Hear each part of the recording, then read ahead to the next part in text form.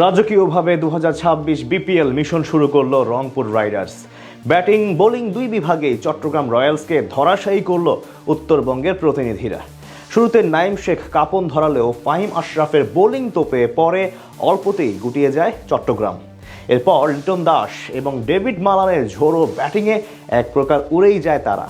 BCB টিমের বিপক্ষে রংপুর রাইডার্সের এমন রাজকীয় জয় নিয়ে বাকিটা জানবো রিপোর্টে।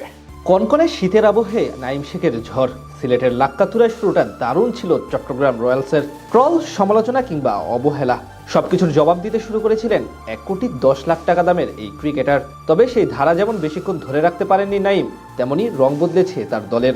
বিপিএল এর পঞ্চম ম্যাচে আজ টস জিতে আগে বল করার সিদ্ধান্ত নেয় রংপুর রাইডার্স। বিপরীতে নিজেদের দ্বিতীয় ম্যাচে ব্যাটিংয়ে নেমে শুরুতেই বিপাকে পড়ে বন্দরনগরীর ফ্র্যাঞ্চাইজিটি। টুর্নামেন্টে নিজের অভিষেক ম্যাচে মাত্র 1 রান করে নাহিদ রানার 144 কিলোমিটার বেগের বাউন্সারে হার মেনে বিদায় নেন অ্যাডাম রসিংটন। এরপর মির্জা তাহির ব্যাগকে সাথে নিয়ে চালিয়ে খেলতে থাকেন নাইম শেখ। তৃতীয়বারে নাহিদ রানার বলে 3-4 এবং 1 ছক্কা হাঁকিয়ে মোট 21 রান আনেন এই ব্যাটার। পরের ওভারে ব্যাকওয়ার্ড পয়েন্ট ও এক্সট্রা কভার দিয়ে আরও 2 বাউন্ডারি হাঁকান তিনি। তবে সেই শুরু বেশিক্ষণ ধরে রাখতে পারেননি নাইম। মোস্তাফিজুর রহমানের করা ব্যক্তিগত প্রথম ওভারে ইনসাইড এইটস বোল্ড হয়ে 20 বলে 39 রান করে বিদায় নেন টুর্নামেন্টের সর্বোচ্চ দামি ক্রিকেটার। মাত্র 2 বল খেলে আলিস আল ইসলামের শিকার হন মাহমুদুল হাসান জয়। পাওয়ার প্লেতে 51 রান জমা পড়ে চট্টগ্রামের স্কোরবোর্ডে। তবে এরপরই ধীরে ধীরে রানের গতি কমতে থাকে ফ্র্যাঞ্চাইজিটির। মাহফিজুল ইসলাম করেন মাত্র 1 রান। 11তম ওভারে বোলিংয়ে এসে জোড়া উইকেট নিয়ে চট্টগ্রামকে পুরোপুরি ধসে দেন ফাহিম আশরাফ। আর 24 বলে 20 রান করা মির্জা তাহির ব্যাগকে আউট করেন মোস্তাফিজুর রহমান।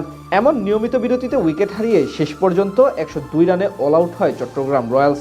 বল হাতে মাত্র 17 রান খরচ করে 5 উইকেট নেন ফাহিম আশরাফ। জবাব দিতে নেমে নামের মতো শুরুটাও দারুণ ছিল রংপুর রাইডার্সের। ইনিংসের প্রথম বলেই শরীফুল ইসলামকে সুইপার কভার অঞ্চল দিয়ে বাউন্ডারি হাঁকিয়ে শুরু করেন ডেভিড মালান।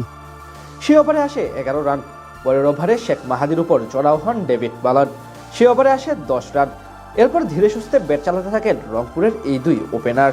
পাওয়ার প্লেতে তাদের স্কোরবোর্ডে জমা পড়ে বিনা উইকেটে 40 রান। ততক্ষণে অবশ্য ম্যাচ থেকে অনেকটাই ছিটকে যায় চট্টগ্রাম রয়্যালস।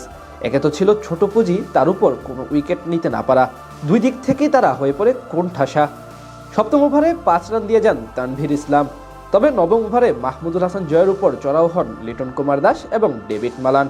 দ্বিতীয় বলে জয়ের করা অফ ব্রেক ডেলিভারি ডিপ কভারের উপর দিয়ে বিশাল ছক্কা হাঁকান ডেভিড মালান।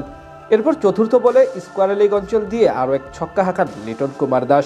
পরের বলে ডিপ মিড উইকেট দিয়ে মারেন 4, আর শেষ বলে ওই একই অঞ্চল দিয়ে হাঁকান এক বিশাল ছক্কা। তাদের এমন নান্দনিক ব্যাটিংয়ের সামনে অবশ্য আর তেমনভাবে মাথা নাড়া দিয়ে উঠতে পারেনি চট্টগ্রাম রয়্যালস। দারুণ খেলে সহজেই জয়ের বন্দরে পৌঁছে যায় রংপুর রাইডার্স। অর্থাৎ জয় দিয়ে তাদের 2026 বিপিএল শুরু হলো।